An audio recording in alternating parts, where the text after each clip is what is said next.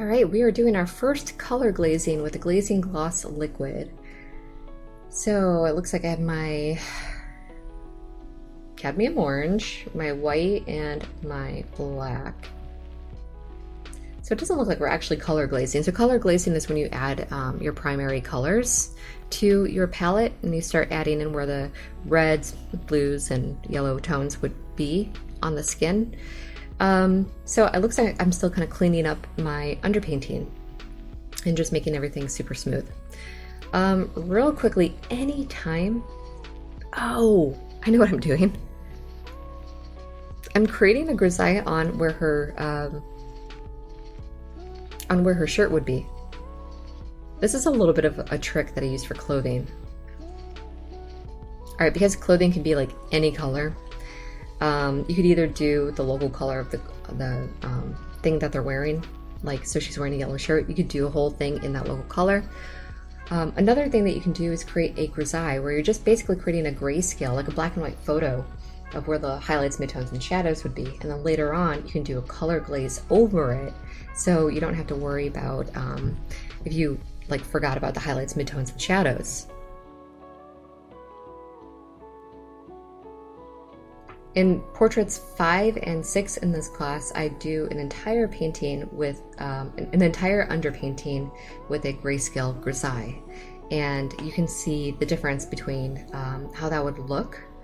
Where this one we did a local color underpainting, and for portraits 5 and 6 we do a grayscale underpainting and add color glazes on top of that. The reason why I do that with clothing so often is a grayscale grisaille is because sometimes clothes will change color or because of different patterns that they're wearing. So by only focusing on the grayscale first, then later on all I have to do is add a color glaze over it, and it makes my job a lot easier.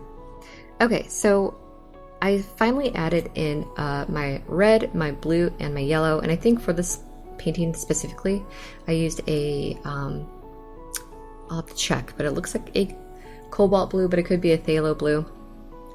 They're very similar, and I always use Hansa Yellow, and I think for this one in particular I used I think it's pronounced Naphthol, Napthol, Naphthol red, because it's very vibrant, and she has this makeup on that is very vibrant. So I thought it would be fun to kind of play with that color, not only add it to the flush of her cheeks and her nose and everything, but also use it for the eyeliner. And by using the same colors throughout your piece, then everything feels more unified, more cohesive. Okay, so now what I'm doing is going and finding, like, pushing my darkest values in, like, to the back, basically. I'm creating a little bit more contrast. And since her hair is very tight curls, it's very important for me to kind of see the highlights of the curl, but also see that how when it curls, it creates almost these little chunks.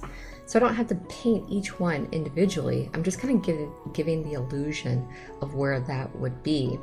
And then later on, I will add a mid-tone to kind of soften everything. And in the end, you can use a liner brush or a detail brush to just put highlights in exactly where it needs to be. And I don't mean like paint only highlights. I mean add a lot of glaze with a small amount of paint to give your highlights the illusion that there's just a little touch of light. Okay, I do not like the way I did my highlights here. I kind of over dramatized this look, which is highlights on the eyelashes, which you should know about, but this is definitely, oh, okay. Maybe I should wait to see what I do. So I went over those highlights with the makeup. So I guess that's a good thing, because now I'm going in with my dark lashes and going over where the highlights were. And so I guess it worked out.